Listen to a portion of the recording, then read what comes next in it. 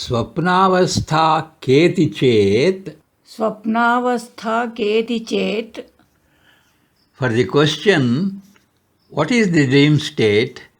The answer is Jagradavasthayam yad drushtam जागृदवस्थायां यद्दृष्टं yad srutam यद्श्रुतं तज्जनित वासनया तज्जनितवासनया निद्रासमये निद्रासमये यः प्रपञ्चः प्रतीयते यः प्रपञ्चः प्रतीयते सा स्वप्नावस्था. सा स्वप्नावस्था.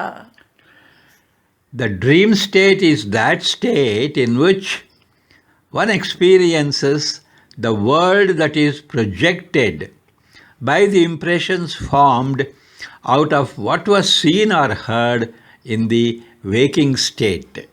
Sukshma Sharirabhimani सूक्ष्म शरीराभिमानी Atma आत्मा Taijasa Ityuchyate. तैजस इत्युच्यते. The self or Atma identified with the subtle body is called Taijasa. ಸ್ವಪ್ನಾವಸ್ಥೆ ಎಂದರೇನು? ಈ ಪ್ರಶ್ನೆಗೆ ಉತ್ತರ ಹೀಗಿದೆ. ನಾವು ಜಾಗೃತಾವಸ್ಥೆಯಲ್ಲಿ ನೋಡಿದ ಮತ್ತು ಕೇಳಿದ ವಿಷಯಗಳ ಪ್ರಭಾವದಿಂದ ಉಂಟಾಗುವ ಕಲ್ಪನಾ ಲೋಕದಲ್ಲಿ ನಮಗೆ ಆಗುವ ಅನುಭವಗಳ ಸ್ಥಿತಿಯೇ ಸ್ವಪ್ನಾವಸ್ಥೆ.